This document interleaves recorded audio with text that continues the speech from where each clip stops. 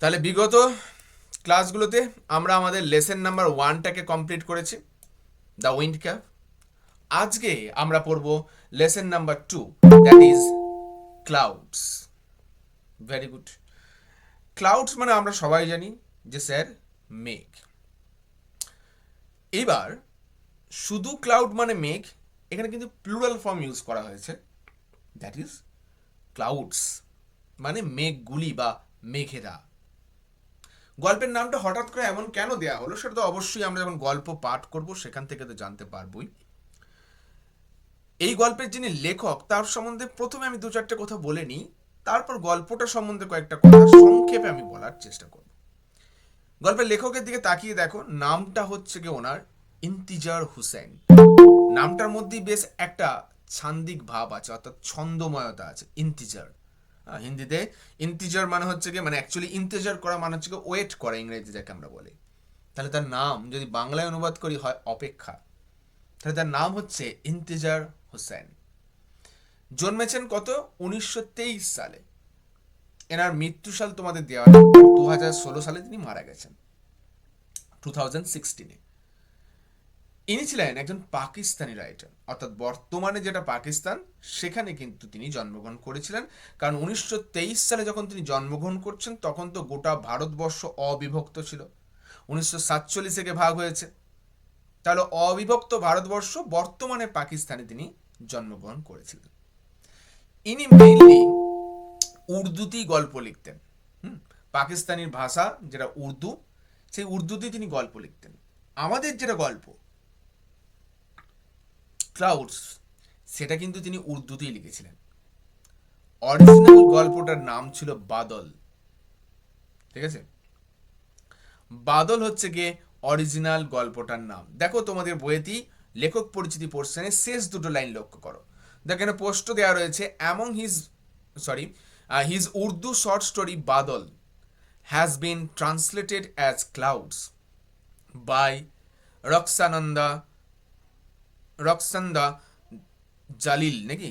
হ্যাঁ, অর্থাৎ রক্সান্দা জালিল বলে একজন ব্যক্তি রয়েছেন বা লেখক রয়েছেন, যিনি এই ওনার লেখা বাদল গল্পটাকে ইংরেজিতে ট্রান্সলেট করেছেন।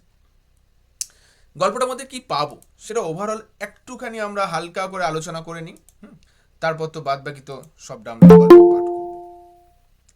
গল্প আমাদের দেখাবে এক বাচ্চা ছেলেকে, ধরে নাও তোমাদের মতোই, যে মেঘের খোঁজ করছে। হঠাৎ করে এমন খোঁজ কেন? আমরা কি সচরাচর মেঘের খোঁজ করি? করি না। মেঘ এলো, বৃষ্টি হলো, চলে গেল, নর্মাল অ্যাক্টিভিটি মতোই সমস্ত কিছু হয়। কিন্তু এখানে আমরা দেখতে পাবো একটা ছেলেকে যে কিনা মেঘের খোঁজ করে বেড়াচ্ছে। শুধু খুঁজছে না, হন্যে হয়ে খুঁজছে যাকে বলা যায়, অর্থাৎ একেবারে প্রবল আগ্রহের সঙ্গে খুঁজছে। এবং এই গল্পটার মধ্যে একটা অদ্ভুত টান আছে। কিসের টান? একটা ছন্দগত ভাব আছে। এই গল্পটা যত আমরা পড়বো তত একটা ভাবের মধ্যে যেন আটকে যাচ্ছি মনে হবে। মানে পুরো গল্পটা যদিও বা একটা গদ্য, কিন্তু এর মধ্যে একটা খুব সুন্দর ছন্দ আছে। কি সুন্দর তালে তালে তালে তালে গল্পটা চলছে বলে মনে হবে। এক সুন্দর মিষ্টি অপূর্ব গল্প। গল্পটা পড়ি, আমাদের প্রত্যেকের ভালো লাগবে। প্রত্যেকে আমরা বই বের করে নেবো এবং লাইনে হাত দিয়ে দিয়ে পড়বো, এবং প্রত্যেকটা শব্দের মানে বলে বলে আমি দেব, তাই খুব ভালো করে মন দিয়ে শুনবো। চলো, বেশ, আমাদের গল্প কি বলছে এবার দেখা যাক। গল্পের শুরুই হচ্ছে একটা প্রোনাউন দিয়ে, that is he. He wandered far in search of the clouds. সে ইতস্তত ঘুরে বেড়াচ্ছে দূরে, বহু দূরে, in search of the clouds, মেঘেদের খোঁজে।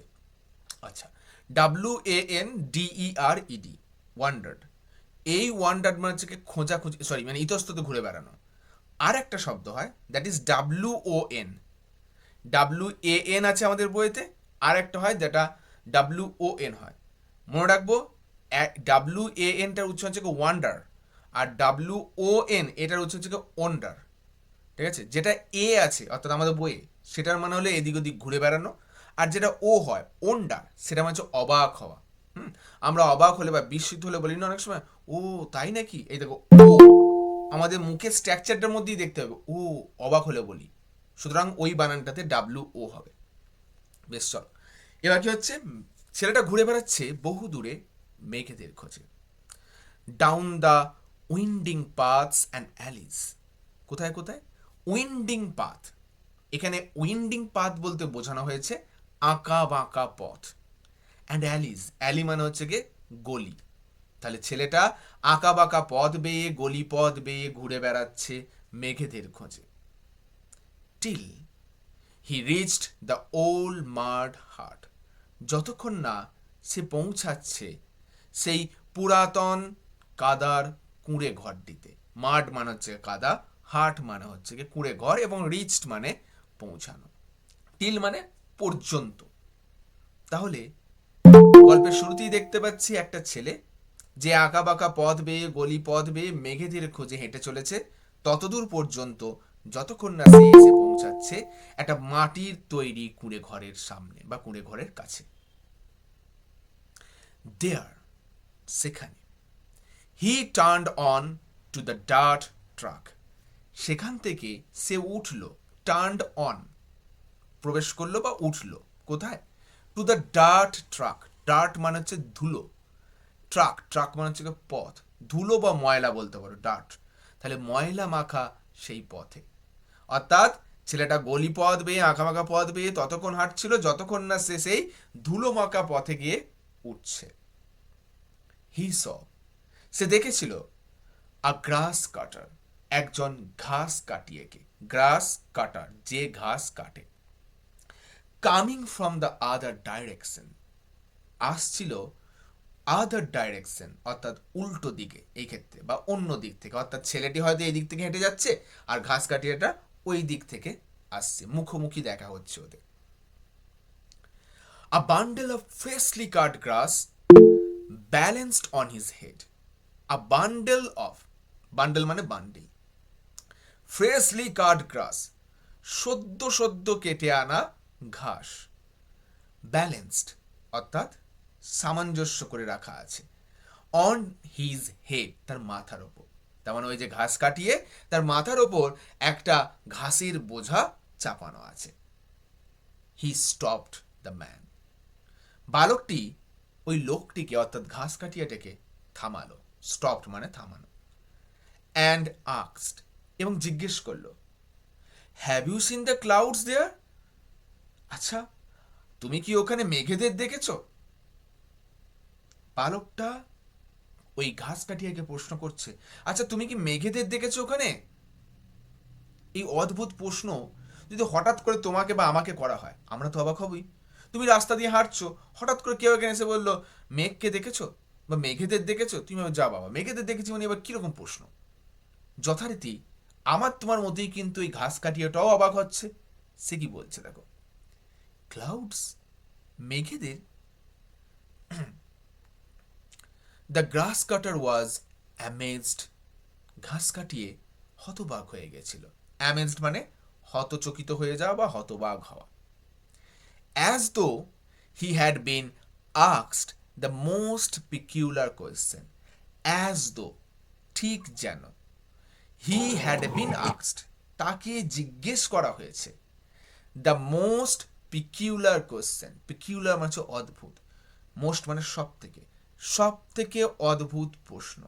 তাহলে ঘাস কাটিয়েটা এমনভাবে অবাক হয়ে গেল, তাকে দেখে যেন মনে হলো যে তাকে যেন দুনিয়ার সব থেকে অদ্ভুত একটা প্রশ্ন করা হয়েছে। এবার ছেলেটা উত্তর দিচ্ছে, ইয়েস ক্লাউডস, হ্যাঁ আমি মেঘেদের কথাই জিজ্ঞেস করছি, মানে হ্যাঁ মেঘ। হি ওয়াজ ডিসঅ্যাপয়েন্টেড, ছেলেটি হতাশ হলো। ডিসঅ্যাপয়েন্টেড মানে হতাশ হয়েছিল। টু সি, এটা দেখে, that the grass cutter was still mystified. কোনটা দেখে ছেলেটি অবাক হয়েছিল? ওই ঘাস কাটিয়ে তখনও মিস্টিফাইড অর্থাৎ হতভম্ব হয়েছিল। ওই যে পাজলড বা অ্যামেজ যেটা শব্দটা পেলাম, তারই সিনোনিম হচ্ছে মিস্টিফাইড। তাহলে ঘাস কাটিয়ে অবাক হলো এটা দেখে, বা ছেলেটি অবাক হলো এটা ভেবে বা এটা দেখে হতভম্ব হয়ে গেল যে ঘাস কাটিয়ে তখনও হতচকিত রয়েছে, মানে কিছু বুঝতেই পারছে না ছেলেটার প্রশ্নটা। হি ওয়াকড অন, ছেলেটি চলতে থাকলো। আনটিল হি কেম আপন আ ফার্মার, যতক্ষণ না সে এসে পৌঁছায় এক কৃষকের কাছে। প্লোয়িং হিজ ফিল্ড, যে কৃষক তার মাঠে নাঙল দিচ্ছে। প্ল আমরা আগের চ্যাপ্টারতেই অর্থাৎ উইন্ড ক্যাপই পেয়েছি। হ্যাঁ, মাটি কর্ষণ করা বা নাঙল দেয়াকে আমরা বলেছিলাম প্ল। তাহলে ছেলেটি গিয়ে পৌঁছলো এক কৃষকের কাছে, যে কৃষক মাঠে মাটি কর্ষণ করছে বা নাঙল দিচ্ছে, সোজা ভাষায় বলো চাষ করছে, তাতেও হবে। ইন হিজ ফিল্ড মানে তার মাঠেতে। হি আস্কড হিম, ছেলেটি ওই কৃষককে জিজ্ঞেস করলো দ্য সেম কোয়েশ্চেন, একই প্রশ্ন। কি প্রশ্ন? Did the clouds come here, আচ্ছা মেঘেরা কি এখানে এসেছিল? অদ্ভুত প্রশ্ন, কি অদ্ভুত আকাঙ্ক্ষা ছেলেটার, মেঘকে খুঁজে বেড়াচ্ছে। এ খোঁজ তো আমরা কেউ করি না সচরাচর। তাই কৃষকের কাছে গিয়ে ছেলেটা আবার বলছে, আচ্ছা মেঘেরা কি এখানে এসেছিল? দ্য ফার্মার, কৃষক, too couldn't make sense of the questions. আচ্ছা টি ডবল টু, একে বাংলা আমরা বলি ও, ঠিক আছে? কৃষকটাও বা কৃষক ও কুডন্ট মেক সেন্স, কোনো অর্থ করতে পারলো না, অফ দ্য কোয়েশ্চেন, প্রশ্নটা। ছেলেটা যে প্রশ্নটা জিজ্ঞেস করলো, কৃষকটি ওই প্রশ্নটার অর্থ বুঝতে পারলো না। এরকম প্রশ্ন কে জিজ্ঞেস করে? ক্লাউডস, মেঘেরা? হি আস্কড, চাষি জিজ্ঞেস করলো। ছেলেটি আবারও উত্তর দিচ্ছে, দেখো আগের যেমন উত্তর দিয়েছিল, ইয়েস ক্লাউডস, হ্যাঁ মেঘেরা। He was asking after the clouds, সে মেঘের কথা এমনভাবে জিজ্ঞেস করছে, like a man who has lost a child, ঠিক যেন একজন মানুষ তার শিশুকে হারিয়ে ফেলেছে। তাহলে এই ছেলেটি সকলকে গিয়ে মেঘের কথা এমনভাবে জিজ্ঞেস করছে, ঠিক যেমন করে একজন মানুষ তার শিশুকে হারালে জিজ্ঞেস করে। অ্যান্ড আক্স ওয়েফারার্স, ওয়েফারার্স মানে পথচারী, একজন মানুষ তার শিশুকে হারিয়ে পথচারীদের যেমন করে জিজ্ঞেস করে বেড়ায়, আমার ছেলেটাকে দেখলে কিনা, ছেলেটাকে দেখলে কিনা, ঠিক তেমন করে এই বালকটি সকলকে জিজ্ঞেস করে বেড়াচ্ছে, মেঘকে দেখলে কিনা। If they have seen a child wandering, যদি তারা দেখে থাকে একটা শিশুকে এদিক ওদিক ঘুরে বেড়াতে। আবারও লাইনটার আক্ষরিক মানে করে বলছি, he was asking after the clouds, সে মেঘেদের কথা এমনভাবে জিজ্ঞেস করছিল, like a man who has lost a child, ঠিক যেমন করে একজন মানুষ তার শিশুকে হারিয়ে ফেলার পর আস্ক ওয়েফেরার্স, পথচারীদের জিজ্ঞেস করে, if they have seen a child wandering, যদি তারা কোনো শিশুকে এদিক ওদিক ঘুরতে দেখে বা তারা কোনো শিশুকে এদিক ওদিক ঘুরতে দেখেছে কিনা। পারহ্যাপস, সম্ভবত, দ্য ক্লাউডস, মেঘেরাও, টু ক্লাউডস টু মানে মেঘেরাও, ওয়ার লস্ট চিলড্রেন, সম্ভবত মেঘেরাও হয়তো হারিয়ে যাওয়া শিশুই ছিল। And he was going around asking people about them, এবং তাই সে এদিক ওদিক ঘুরে বেড়াচ্ছিল লোকজনদেরকে তার সম্বন্ধে জিজ্ঞেস করে। But no one could give him a satisfactory answer, কিন্তু কেউ তাকে দিতে পারছিল না আ স্যাটিসফ্যাক্টরি অ্যান্সার। স্যাটিসফ্যাক্টরি মানে সন্তোষজনক বা আশানুরূপ। কেউ তাকে কোনো সন্তোষজনক বা আশানুরূপ উত্তর দিতে পারেনি। দেখো বলেছিলাম না, এই গল্পটার মধ্যে একটা কাব্যিক বা একটা ছান্দিক ভাব আছে। দেখো কি যে কি সুন্দর, যেন একটা তালের মধ্যে, একটা মিলের মধ্যে আমরা চলছি মনে হচ্ছে, যেন একটা কবিতা পড়ছি মনে হচ্ছে। এক অসম্ভব সুন্দর গল্প। তাহলে এইখান পর্যন্ত আমাদের ইউনিট 1 বা তোমাদের ইউনিট 1 করে হয়তো আলাদা করে কিছু দেয়া নাই, বা প্রথম পোর্শনটা অ্যাক্টিভিটি শুরু হওয়ার আগে পর্যন্ত অংশটা আমাদের তাহলে শেষ হলো।